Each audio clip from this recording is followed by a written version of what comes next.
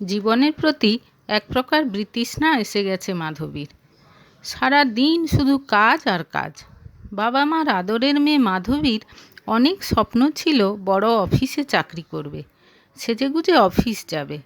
সংসারের চাপে সেসব স্বপ্ন কবেই ভেঙে গুড়িয়ে গেছে। আর ছেলে মেয়ে দুটো হয়েছে ঠিক বাবার মতো। সারা দিন শুধু ফরমাইশ, এটা করে দাও, ওটা করে দাও, আজ এই খেতে ইচ্ছে করছে, বানিয়ে দাও। মাধবী যেন সবার ইচ্ছে পূরণের মেশিন। তারও যে কিছু ইচ্ছে থাকতে পারে, ভালো লাগা খারাপ লাগা থাকতে পারে, সেসব নিয়ে কারও কোনো মাথা ব্যথা নেই। পেটের ছেলে মেয়ে দুটোকে যেন মাঝে মাঝে নিজের শত্রু মনে হয় তার। মাঝে মাঝে সব কিছু ছেড়ে দিয়ে কোথাও পালিয়ে যেতে ইচ্ছে করে মাধবীর। কিন্তু যাবেই বা কোথায়? মা বাবা তো সেই কবেই তাকে ছেড়ে চলে গেছে।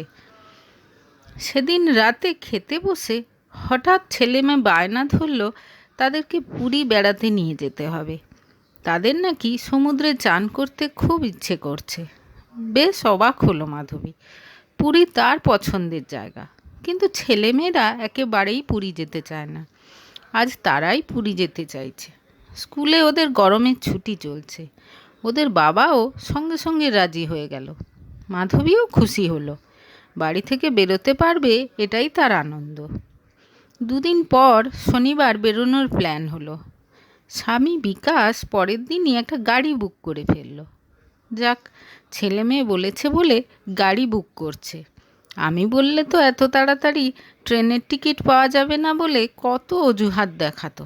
মনে মনে ভাবে মাধবী। মা, তুমি কিন্তু রাস্তায় খাওয়ার জন্যে কিছু বানাবে না, আমরা বাইরে খাবো, ছেলে রিজু বলে গেল। হ্যাঁ, আর আমাদের জিনিসপত্র আমরাই সব গোছাবো। তুমি গোছালে বলবে এটা নিস না, ওটা মানাবে না। তার চেয়ে ভালো যে যার সুটকেস নিজে গুছিয়ে নেব, বলল তার মেয়ে রিনি। মনে মনে বেশ অবাক হলেও খুব খুশি হলো মাধবী। কোথাও যাওয়ার আগে এই সব করতেই তো তার অনেক পরিশ্রম হয়। পুরী এসে বেশ অবাক হলো মাধবী। 3 স্টার হোটেল বুক করেছে তার বর। কি সুন্দর হোটেল, সুইমিং পুলও আছে সঙ্গে। খুব সুন্দর আয়োজন। তাদের রুমটা আবার প্রিমিয়াম। ব্যালকনি থেকে সমুদ্র দেখা যাচ্ছে। সব কিছু দেখে সবাই খুব খুশি। মাধবী খেয়াল করলো ছেলেমেয়েরা, স্বামী সবাই কেমন যেন পাল্টে গেছে। মাধবী কি খাবে সেই মতো খাবারের অর্ডার করছে। ধীরে সুস্থে তার সঙ্গে কথা বলছে। বিকেলে সি বিচে ঘুরে টুকটাক বাজার করলো তারা। কাল সমুদ্রে চান করবে আর মন্দিরে যাবে। রাতে হোটেলেই দারুণ একটা ডিনার করলো তারা। হঠাৎ ঘুম ভেঙে গেল তার। কেউ খুব জোরে জোরে ধাক্কা মারছে তাকে। মা চলো, হোটেলে কোনো বিপদ হয়েছে, সবাইকে নিচে হলে জড়ো হতে বলল। ধর্মড় করে উঠে বসলো মাধবী। নিচে হলে এসে দেখা গেল চারদিক অন্ধকার। এদিক ওদিক তাকাতে তাকাতে হঠাৎ আলো জ্বলে উঠল আর চারদিক থেকে কনফেটি ছড়িয়ে পড়ল মাধবীর উপর। সঙ্গে হ্যাপি বার্থডে গানও বেজে উঠল। এত অবাক বোধহয় মাধবীর জীবনে কখনো হয়নি। পুরো হলটা দারুণভাবে সাজানো। ছেলে মেয়ে স্বামী সবাই দাঁড়িয়ে হাততালি দিচ্ছে। সঙ্গে হোটেলের কয়েকটা ছেলেও আছে। মাধবীর মনে পড়ল কাল তো তার জন্মদিন। বেড়ানোর আনন্দে সে আজ সেটা একেবারেই ভুলে গেছিল। সামনের ঘড়িতে দেখল রাত 12:05। ছেলে মেয়ে এসে তাকে জড়িয়ে ধরল। হ্যাপি বার্থডে মা, সারপ্রাইজ কেমন লাগলো?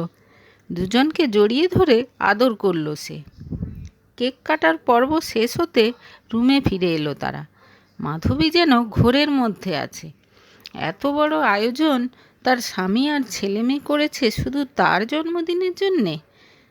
এবার বুঝেছ তো মা, কেন আমরা পুরী আসতে চেয়েছিলাম? কারণ পুরী তোমার পছন্দের জায়গা। তোমার জন্মদিনটা আমরা একেবারে তোমার মনের মতো করতে চেয়েছি। তোমাকে কোনো কাজও আমরা করতে দিইনি। পরের দিন খুব আনন্দে কাটলো সবার। মাধবীকে নিয়ে গিয়ে একটা সম্বলপুরি সিল্কের শাড়ি কিনে দিল বিকাশ। ছেলেমেয়েরা 2000 টাকা করে তার হাতে দিয়ে বলেছে, এটা আমাদের পকেট মানি থেকে বাঁচানো, তুমি ইচ্ছে মতো শপিং করো পুরীতে।